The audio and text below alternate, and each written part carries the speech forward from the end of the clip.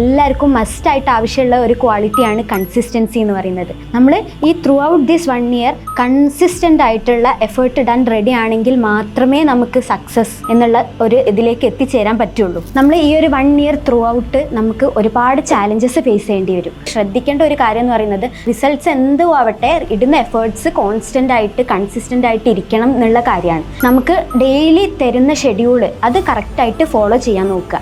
Daily എടുക്കുന്ന portions അതത് ദിവസം തന്നെ ആ ടോപ്പിക്ക് എടുക്കുക, അതിൽ നിന്നുള്ള ക്വസ്റ്റ്യൻസ് പ്രാക്ടീസ് ചെയ്യുക എന്നുള്ളത് ഭയങ്കര ഇമ്പോർട്ടൻ്റ് ആയിട്ടുള്ള കാര്യമാണ്. അപ്പം ഈ ഒരു ജേർണിയിൽ നമുക്ക് നമ്മളെ മെൻ്റൽ ഹെൽത്തും മെമ്മറി പവറും ഒക്കെ നോർമലായിട്ട് മെയിൻറ്റെയിൻ ചെയ്യണം എന്നുണ്ടെങ്കിൽ പഠിത്തത്തിൻ്റെ പോലെ തന്നെ ഭയങ്കര ഇമ്പോർട്ടൻ്റ് ആയിട്ട് കൂടെ കൊണ്ടുപോകേണ്ട കാര്യങ്ങളാണ് കൺസിസ്റ്റൻ്റ് ആയിട്ടുള്ള ഒരു ഡെയിലി ഒരു ഫിക്സഡ് അവേഴ്സ് ഓഫ് സ്ലീപ്പ്, പിന്നെ ഫുഡ്, ബാക്കി കാര്യങ്ങളൊക്കെ. സിസ്റ്റമാറ്റിക് ആയിട്ടുള്ള ഹാബിറ്റ് ഡെവലപ്പ് ചെയ്തവരായിരിക്കില്ല മിക്ക സ്റ്റുഡൻസും എന്ന് പറയുന്നത്. അപ്പം എന്നെ സംബന്ധിച്ചിടത്തോളം ഞാനത് പതുക്കെ അഡാപ്റ്റ് ചെയ്ത് വന്നു. അതൊക്കെ ഡെവലപ്പ് ചെയ്തെടുക്കാൻ എല്ലാവരും ശ്രദ്ധിക്കുക. അപ്പം ഇവിടെ നമ്മൾ ഷൈൻ ചെയ്യണമെങ്കിൽ, നമുക്ക് വേണ്ട ആ ഒരു റിസൾട്ടിലേക്ക് നമ്മൾ എത്തിച്ചേരണം എന്നുണ്ടെങ്കിൽ നമ്മളെ ഭാഗത്തു നിന്നുള്ള ആ ഒരു success comes from what you do consistently എന്നുള്ള കാര്യം എല്ലാവരും ഓർത്ത് വെക്കുക.